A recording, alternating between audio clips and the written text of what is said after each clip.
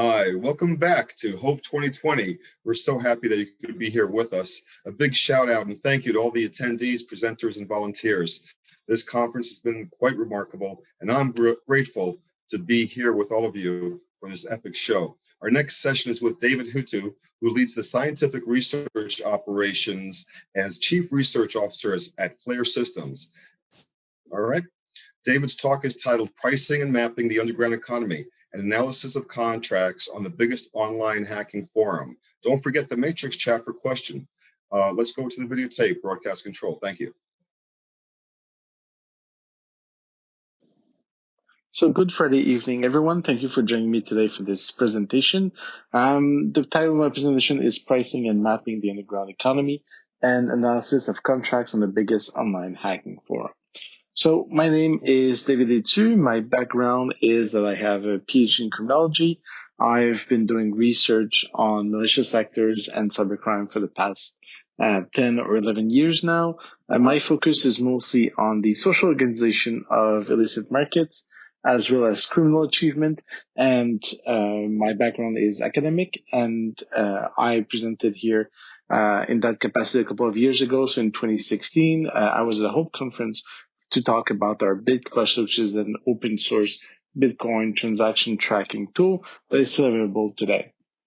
I'm back today to talk in the name of Flare Systems. I'm their Chief Research Officer, and Flare Systems is a company from Montreal that does digital risk prevention and who specializes in analyzing dark, deep, and clear web to provide companies with real-time actionable intelligence. Now, today, more specifically, I'm here to talk about hacker contracts. So basically, we've all seen on forums malicious actors talking with each other, doing business with each other. But what we've rarely seen is the contracts that they enter. And most oftentimes, what we see is very informal contracts where people agree on terms and then they either meet their goals or they don't.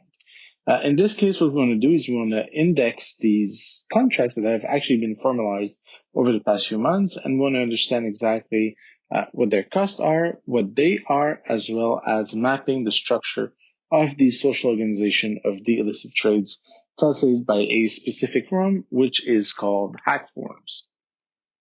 So hack forums is going to be the main source of data for this presentation. And our overarching goal today is really to understand how the contracts that are managed and done on hack forums are actually structured and who's involved in them and how they operate. So hack forums, I'm guessing that most people have actually heard of this forum. But before we get to hack forums, we have to ask ourselves, well, why do people still participate in these online forums in 2020? These forums have been around for quite some time, and there's basically 4 reasons why people still go on forums today. First one is formal control and coordination. So when you're a malicious actor and you want to transact with someone else, want to buy something, maybe it can be a mass mailer, it can be malware, ransomware, whatever. The main problem is that you cannot enforce the contracts that you have. You actually have to deal everything by yourself. And if the other party in your transaction doesn't live up to your expectations, well, there's not much you can do. So when you go on forums, you actually have administrators, you have moderators, you have other people who are enforcing social regulation. And that's basically one of the things that you're going to be looking for when you go on forums. Second thing is social networking. So malicious actors and just criminals in general, they're really very social animals. This means that they need peers, they need other people to talk with, they need other people to learn from, they want to aggregate with these people, and forums will actually provide you, in this case, with millions of people to talk with. Third thing and fourth thing they kind of mixed in together is this idea of uncertainty mitigation in the face of both identity and product quality. So when you're talking with people on the internet, you usually have no idea who you're talking to. And this person could be someone who's going to try and rip you off. This can be a law enforcement officer. It can be just pretty much anyone. And so what you want to do with these forums is actually go back and look at all the posts that the person you're talking with has made on the forum And this will give you some clues as to who that person is. So try and mitigate the uncertainty around their identity, but also about the products that they're selling. So you can actually look at reviews. You can look at people, what have said about this person and their product in the past. And you can actually, if no one's talked about the product, well, maybe it's kind of suspicious. So forums play a very important role to remove uncertainty, to allow people to network with each other, but also to provide them with some social control. Now, in the case of hack forums, it's a forum that's been around, I want to say pretty much forever. We're talking about 4.8 million members. We're talking about 60 million posts. So this is a massive forum, much bigger than pretty much all the other hacking forums. And they have, 6 million threads. On average, on every day, you're going to find about 12,000 posts on that forum. And you're going to have about 1,000 people showing up every single day to participate in this forum. Now, of course, not everyone's going to be posting messages, but that's still a lot of members showing up every single day.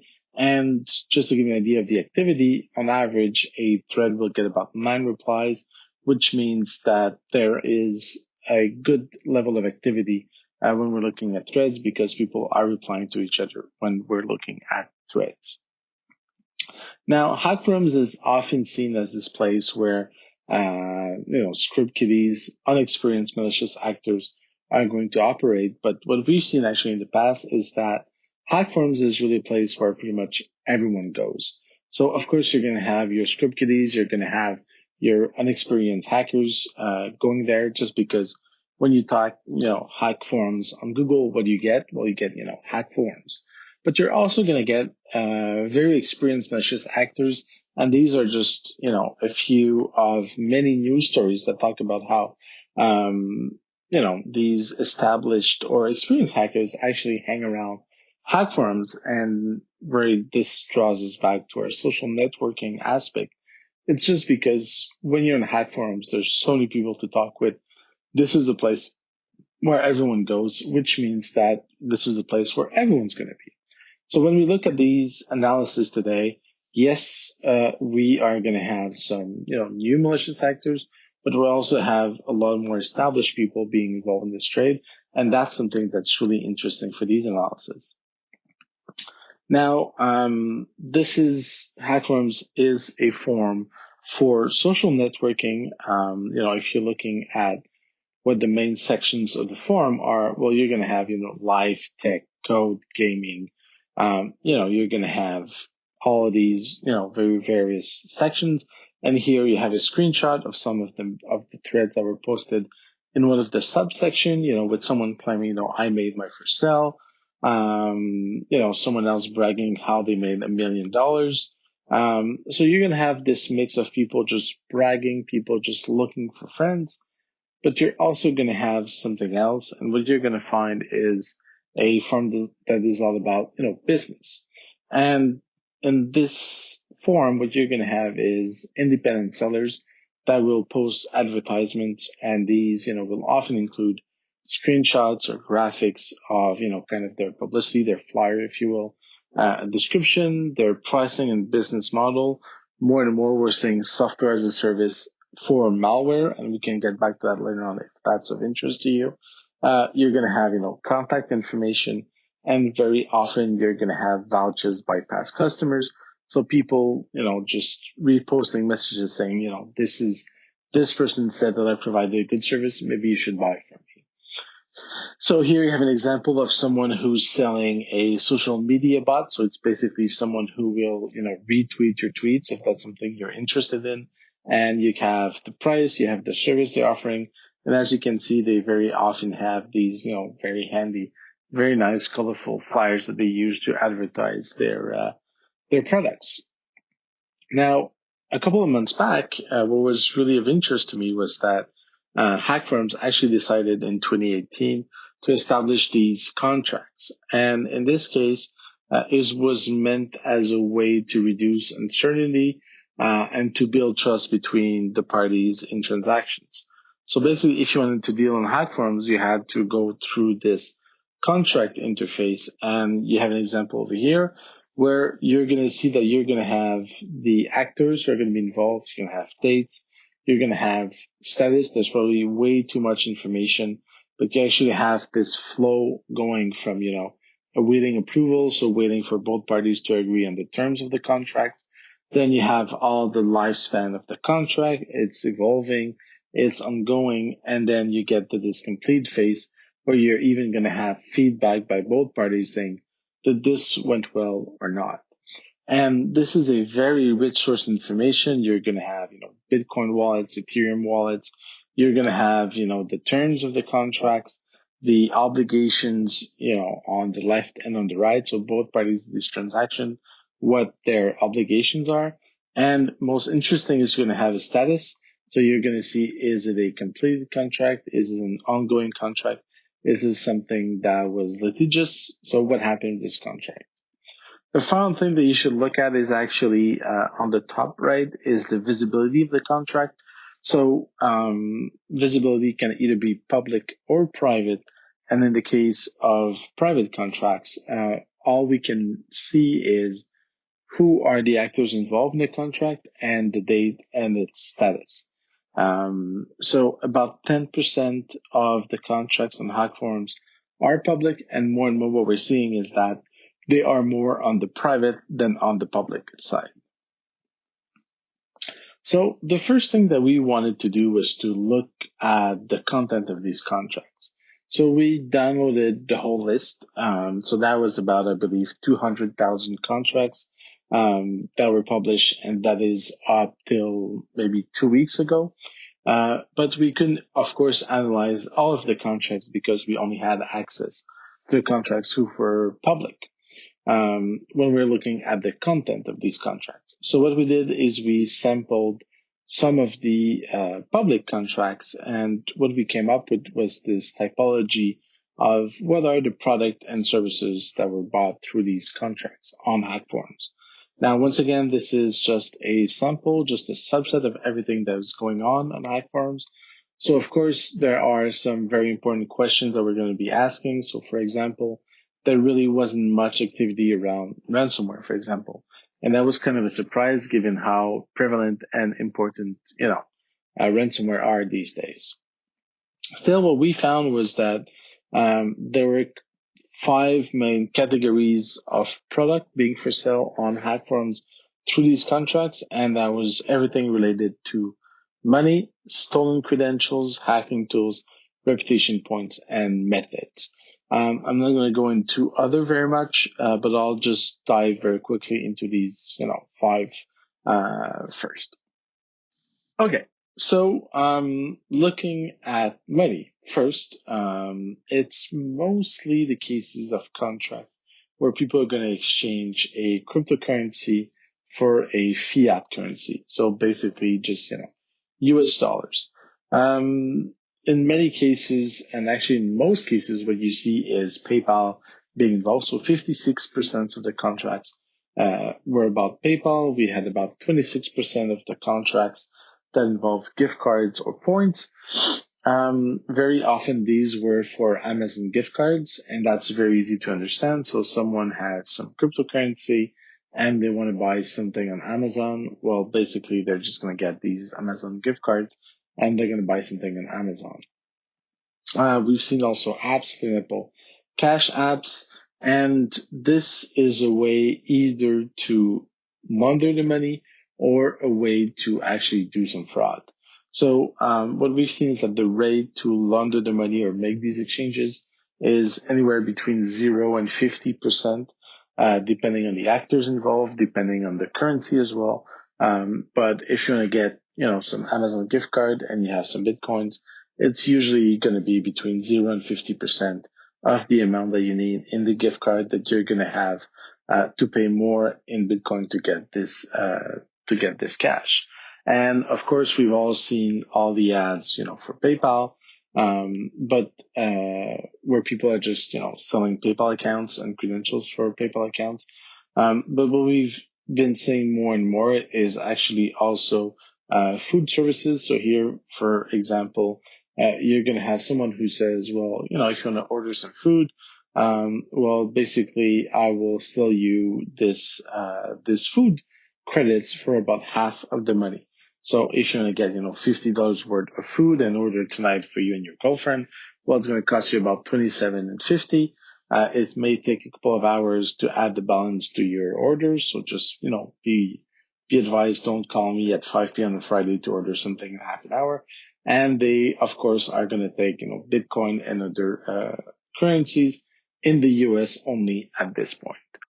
Now, the second category that we've seen in contracts that is very prevalent is stolen credentials. So here you find credentials for pretty much anything on earth that you can think of. So we're talking about, social media, we're talking about entertainment accounts. This can be, your Netflix, Spotify. You're going to have your cloud accounts, of course, for example, Azure, and also you're going to have some business accounts. So it was really interesting to see how you can get pretty much any single account available on these contracts. And the wealth of the organizations that were impacted by this were pretty impressive. Just for confidentiality and just for safety reasons, we're not going to list all these stolen credentials over there. We haven't seen, or, there's very little to no mentions of how these credentials are acquired or stolen.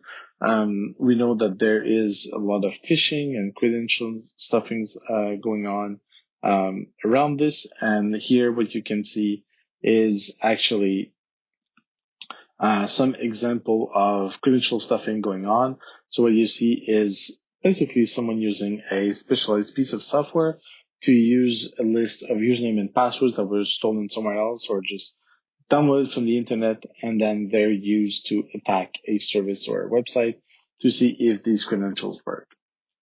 So very often, people will get phished or people will supply a username and a password, and these are going to be reused, fed into the software to see if it's possible to attack it. And as you can see over here, there are many options in the software that you can use.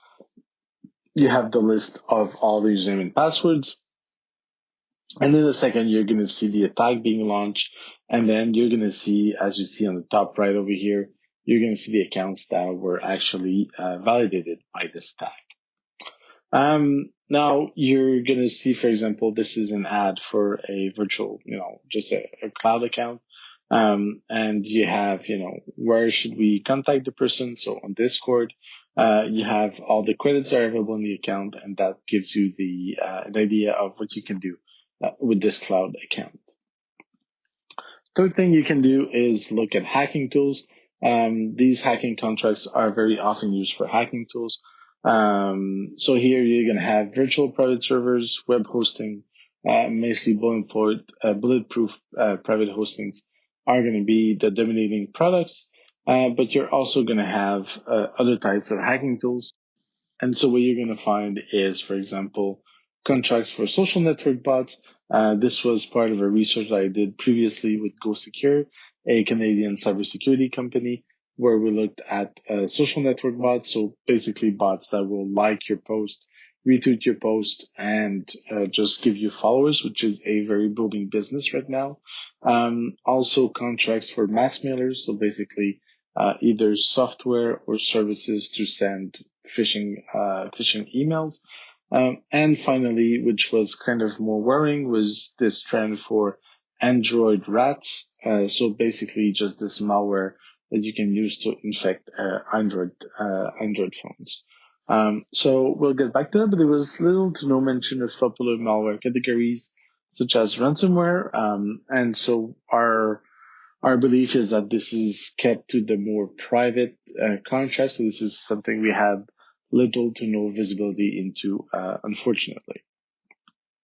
Now, just one example of a mass mailer. What does it look like? Well, basically, it's just a very simple interface where you enter the server that you want to use to send the emails, who you want to receive these emails. You can either send SMS or email, what the message is, and then some configuration. And just by clicking OK at the end, you're up and you're able to send all of these conversations and points and emails to the relevant people. The fourth category is that we find in these contracts is reputation points. So that was really interesting because it's mostly for internal hack forum spikes points or reputation points. So it's basically just for vanity reasons. It's just so your account looks as though it's more established, as though it's has more experience. And, these bytes, you can earn them by, creating threads, by posting replies, by replying to threads. And these members, well, they can donate their bytes to each other, but they can also sell them. And what we've seen is that these reputation points also count towards reviews in merchant websites. So basically, people getting paid to put up fake reviews on Amazon. And so in this case, it's always propping up a business. So if you're selling something, you want to look as though you're an established actor. Well, just by having these reputation points, you look like you're more credible, and it's perhaps someone who's just, but all these points that's going to look more trustworthy. And so here what you see is basically someone posting an ad saying that they're going to buy these reputation points. And interestingly, the price for these points is going to change depending on the level of the person they're doing a contract with, which means that if they're doing a contract with someone who's more established, higher status, they're going to pay more for these reputation points than if they go with someone who has, lower status and you have all the terms of the contract over here. Finally, the fifth type of contract that we found, once again, this was for a sample of public contracts, is all about the methods. So it's possibly the most difficult category to analyze. And what we see is, people looking for methods to get rich quickly. So there's been a lot of papers published that talk about cybercrime and how malicious actors may have the impression that it's very easy to make money in the criminal underground. And so these guides are really geared to these people who want to learn how to make money. And it's very often just people scamming new malicious actors and trying to get money out of them without providing them with, actual very good tips on how to make money. And so they're mostly just get rich quick schemes that provide kind of no evidence as how you're supposed to get rich. But there were also quite a few guides targeting companies. It can be for example, a large coffee chain. It can be, for example, an ad network. And these basically will just give you methods on how to make money while you're just hacking or attacking these companies. And here you have an example on these ads. And these are not cheap. So when you're looking at these guides, it can be upwards of $1,000 for the next person, and very often they're going to be limited to a specific number of people just to make them more premium or make sure that the people using these methods don't get detected, basically. Now, once we've learned, what are people using these contracts for, one of the very interesting points that we wanted to look at was, well, how much negotiations is there on, behind these contracts? And one of the things that I've always been fascinated about is to see, do people battle in the criminal underground? Do people negotiate? How does that happen? When you see a listing, for example, an advertisement for someone saying, I have this super elite, malware or ransomware, and I'm trying to sell it for $1,000. Well, are people really paying $1,000 for this malware? Are they paying $500? And how does that happen? And so here what we did is we actually took a sample of the contracts that we have analyzed, and we were able to match these contracts to specific threads on hack forums. And so this allows us to compare the price that was in the contract with the price that was in the original advertisement for the product. And what was really interesting is that there was a price difference in many cases. It was mostly discounts, and these discounts where, as you can see, I put in here 0 to 25%, but it was mostly around 5 to 15% price off. So that was really interesting to see that people did not negotiate all that much. When someone said that they were going to sell a gift card for $1,000, maybe they'll take $50, maybe they'll take $100 off that gift card, but really very often they're not going to go above that.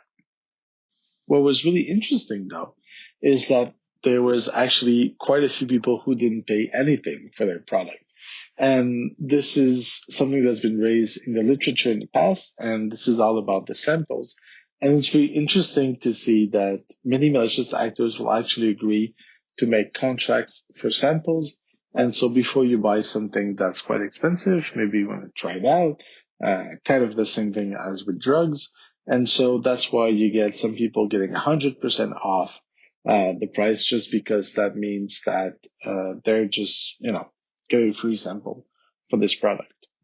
On the other end of the spectrum, we also saw people that were paying more.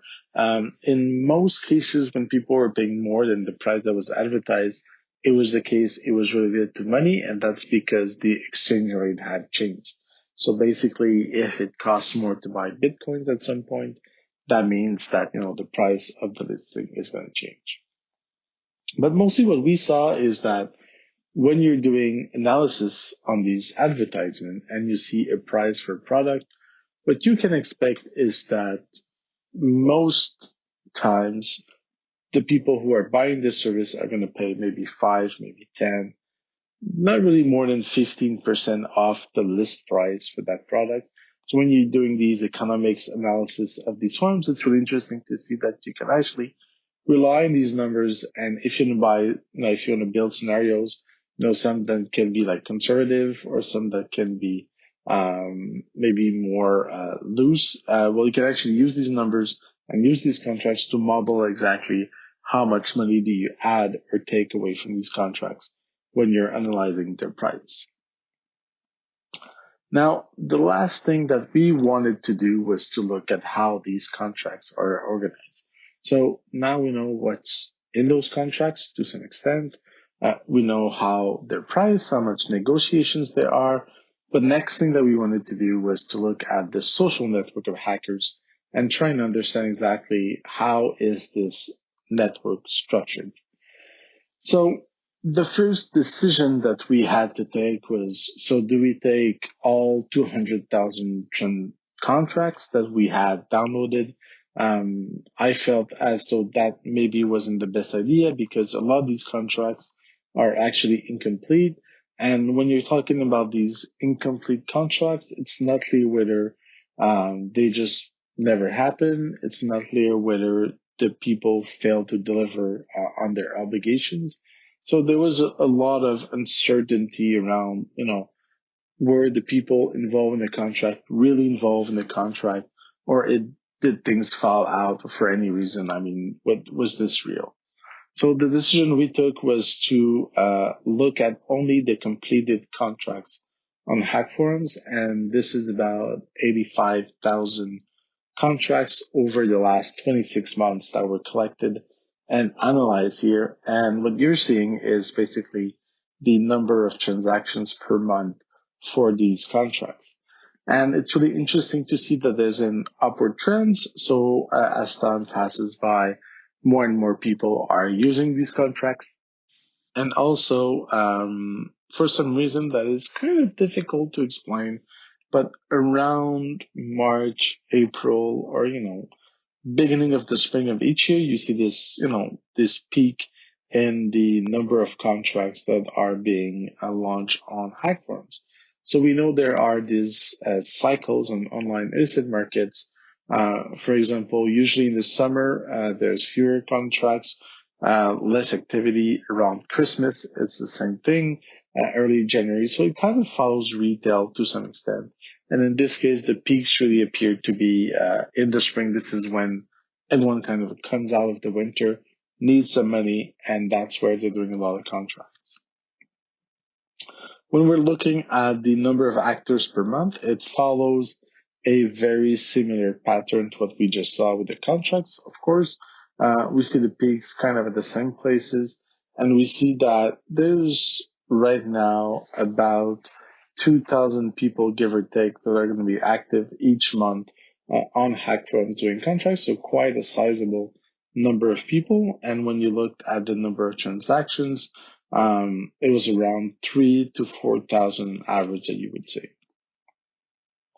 Now, when you're talking about social network analysis, what you're trying to do is analyze a network. Now, what's a network? Well, it's basically a collection of nodes. And in this case, these nodes are going to be malicious actors, and they're all connected by edges or ties, are going to be transactions.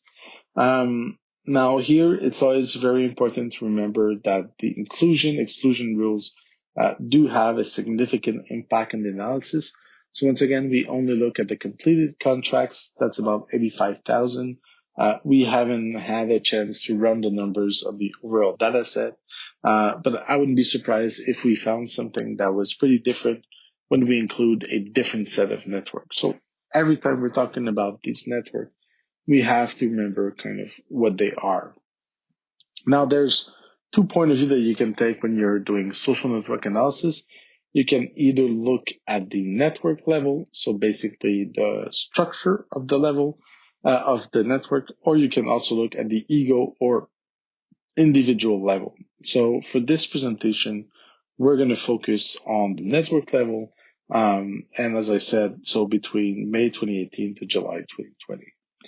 Now, we're going to be looking at a few metrics. So the first one is going to be centralization. So that's a very important metric for social network analysis.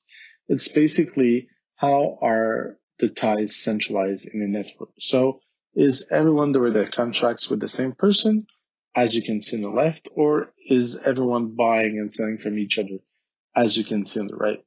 And when you're looking at disruption of these networks, when you're trying to understand how they're structured, centralization is a very key metric because it tells you if a few actors are playing a central role in the network. The other metric we're going to be looking at is the notion of cliques. So cliques is basically how are the ties organized. On the left, what you see is that a clique is going to be a subgroup of the network where you have a very high density of ties between the actors. So you're going to see, for example, 3 actors on the left all talking to each other. You're going to see 3 actors on the right talking to each other, and the cliques may be connected with each other. That's fine. But what you see is that people are mostly connected with each other in small groups. What you see on the right is that really isn't the case. So it's basically everyone is only connected to one person. So there's really no cliques in there. Cliques are really important because it shows if your network is one network or multiple smaller networks connected to each other. So it really gives you a good idea of the structure of the network and how you're supposed to understand these ties.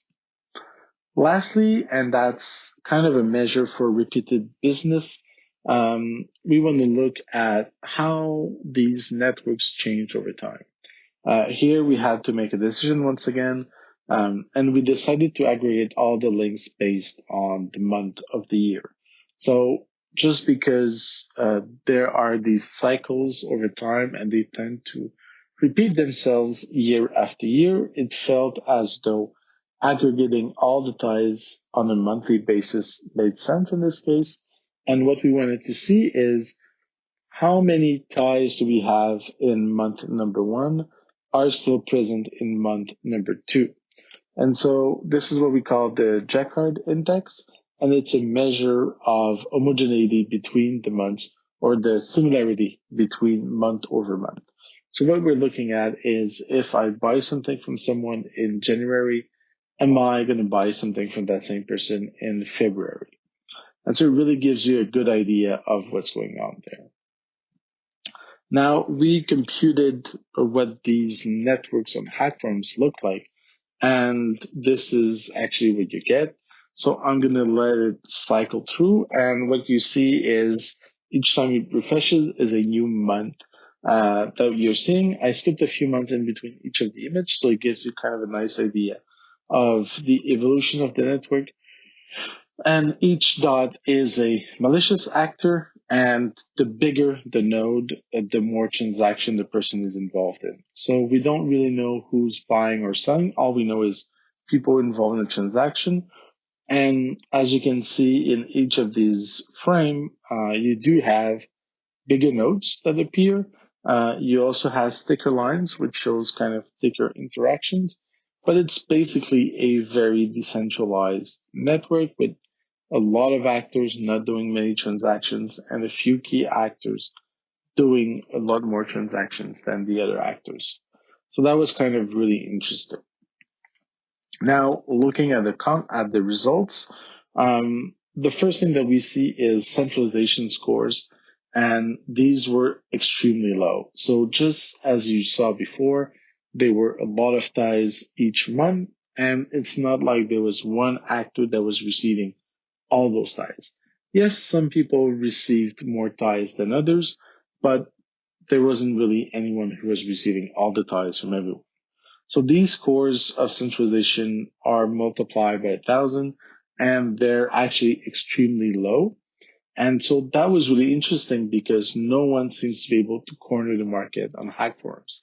This means that this is a very decentralized network. It's not like you're removing someone from the network, you're going to be destroying all these activities. It's really a lot of people decentralized working together. The other thing that was really interesting is I was kind of expecting to see an increase in centralization over time, but that's not really what you see. You actually see a slight decline over time. And so this means that it's not like people are building their business and becoming the reference in some of the areas that we've seen these contracts. So this means that because the centralization remains stable or is even decreasing, it means that competition is really fierce. No one is able to establish themselves as a leader in their field, and they're always competing with each other to get revenues.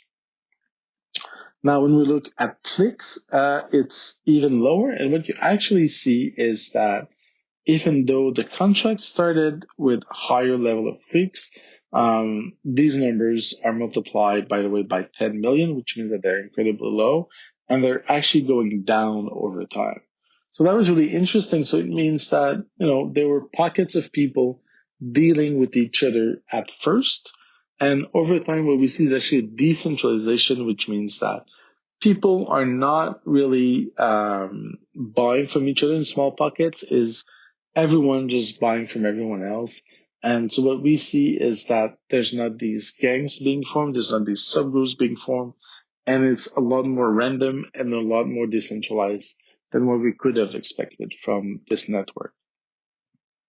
Finally, when we look at the Jaccard Index, it's a number that ranges from 0 to 100.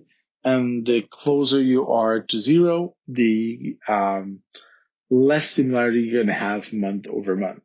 So what you have over here is basically how similar was this month compared to the one that was just right before it. And what you saw is that at first you had an increasing Jaccard Index, which means that people were repeating purchases month over month. And this number of people who was repeating purchases was increasing over time, and then it slowly decreased and it remained pretty stable over time. So that was a really interesting feature, which means that in many cases, people do not repeat their purchase online. And then that becomes a question of, were the people not satisfied? Did they try and bypass the contracts when they've gone through it? What is going on there? Now, I only have a very limited time left, so pretty quickly, what are the main takeaways from this presentation? Unsurprisingly, money laundering, financial crimes are really at the heart of the illicit trade on the forum.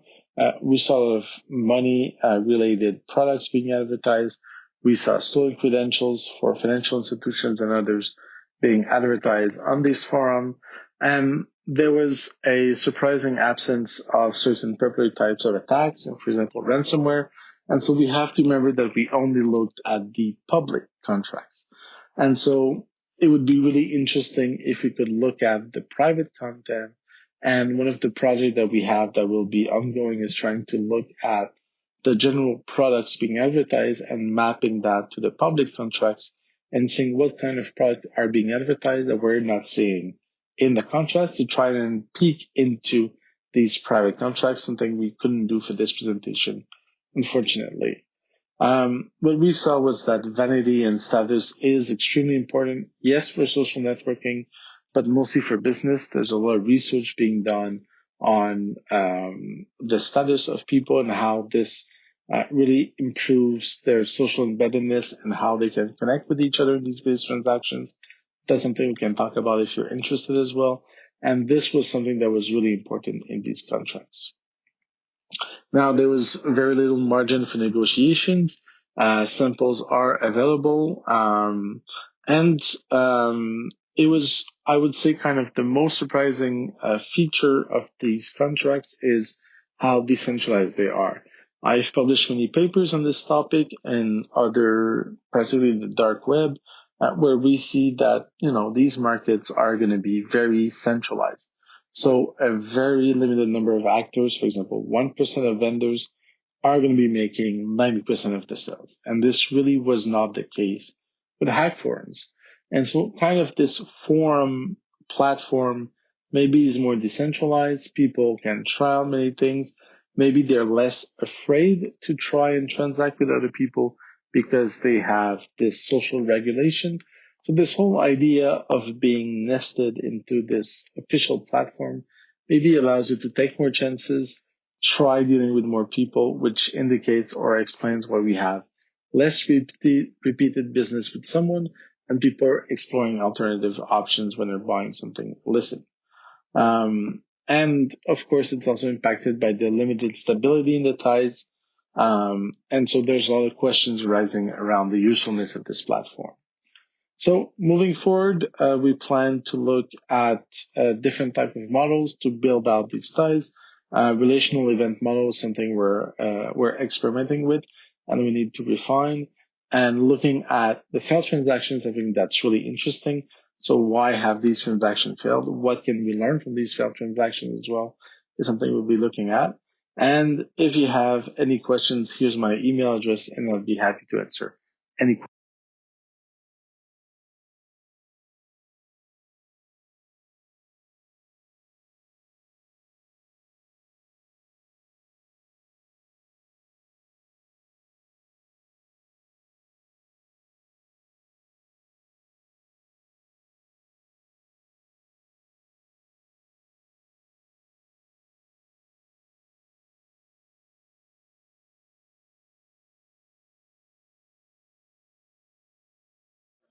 Hi, welcome back. We're here with David. Thank you very much for that talk, David. That was really interesting. Thank you very much for sharing. We do have a question for you. Question, are there currently any illicit trade versions of normal world procurement techniques such as RFP, auctions, etc.? Yeah, so I had to read that one 2 or 3 times, but it's actually an excellent question, and thank you for having me at the H.O.P.E conference. Always a really great conference. What we've been monitoring and we're working on actually right now is the ransomware, if we can call it, industry. And what we're saying is malicious actors are now not only encrypting people's data, but they're actually exfiltrating it, and then they will put it up for auction. And one of the most interesting trend that we've seen is that malicious actors are going after the providers and the partners of the big juicy targets.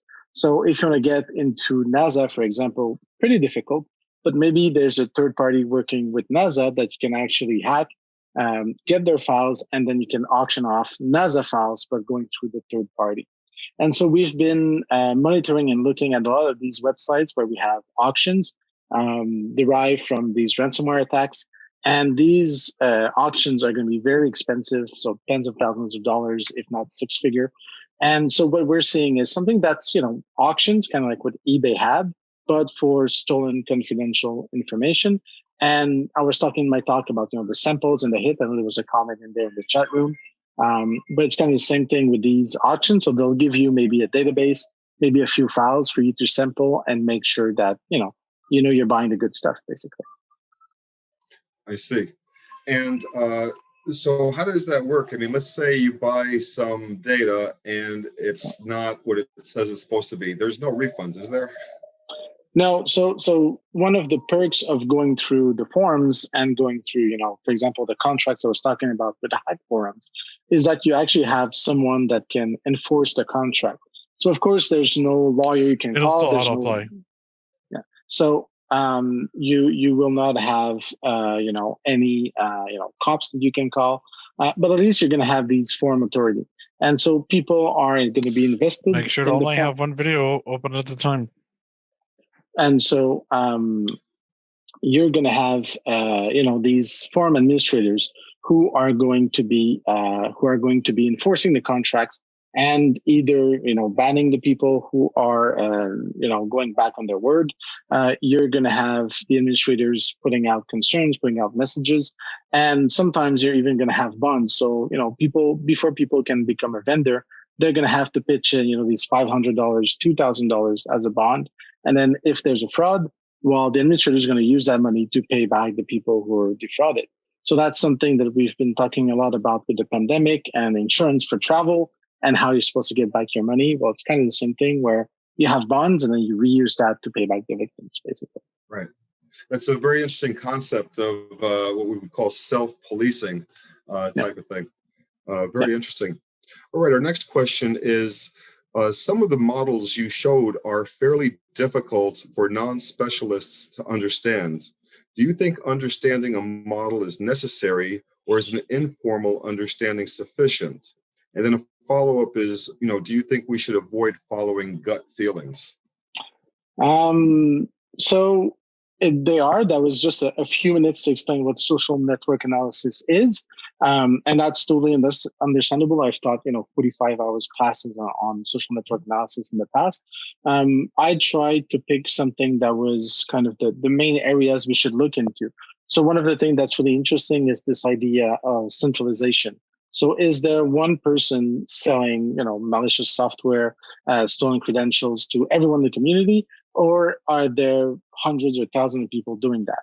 And the difference between the two scenarios is really significant, because if one person is central in the network, that means that if that person leaves because they're, arrested, because they just made enough money and they want to get out, then it means that the whole network kind of just, shuts down and can't operate anymore. And so it's really important to look at these social networks, understand how they're structured. So is there one person at the core of it? Even if some actors are more important than others, that's fine. But is there one core actor? I was talking about the cliques. So are people kind of connecting in smaller groups, or is this one big network? Well, if you're trying to, get into one big network, it's much more easy if you want to get into a group of three. When you're going at a conference and there's 3 or 4 people talking with each other, trying to get into that circle is kind of difficult because they all know each other. They all want to talk with each other. But if there's just one big room and you're just bumping from one person to another, then it becomes much easier. So all these questions about the structure of the networks are really relevant. I did my best to keep it simple. There's much more sophisticated models that we could be running, and we'll be publishing more on these models. And it's something that you can maybe do more easily in a blog post or a white paper, something that people can, sit down, have a glass of scotch, and just, read through slowly to make sure they understand it. Got it. Thank you. That was an excellent answer. We've got a couple of minutes left. I'm going to go on to the next question. Facebook, for example, does massive analysis of social networks. Is it their business model? It is their business model. Is that qualitatively different than the approach to social network analysis that you described, or is it only different in scale?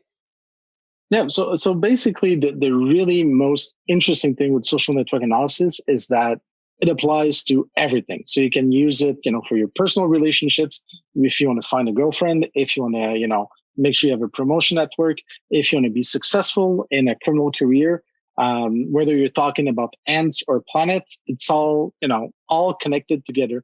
And many of the rules that apply, to the very, very small stuff also apply to the really huge networks. So basically what Facebook is doing is exactly what we just did. when they're suggesting to you new people to become friends with, it's because, it's based on either homophily, so similarity with other people, or just because you're close to these people. So these are metrics that you go into, but proximity in network and similarity are two very important concepts. And that's pretty much something that Facebook is doing. And that's something that we'll be looking into doing, but it's exactly the same. Very good. All right, we're out of time, David. And on behalf of all the Hope 2020 attendees, presenters, and volunteers, we want to thank you, David, for sharing your project with us. And if there's anything else that you want to add, how people can contact you? David.Hétu, H-E-T-U, @flare.systems, and I'll be happy to answer any more questions you'd have. Thank you for listening, and enjoy the weekend, everyone. All right, thank you very much. We're getting ready for the next top of the hour. Our next talk is Sex, Big Data, and User Autonomy. Stay tuned for fresh bumps and fresh tracks. Take it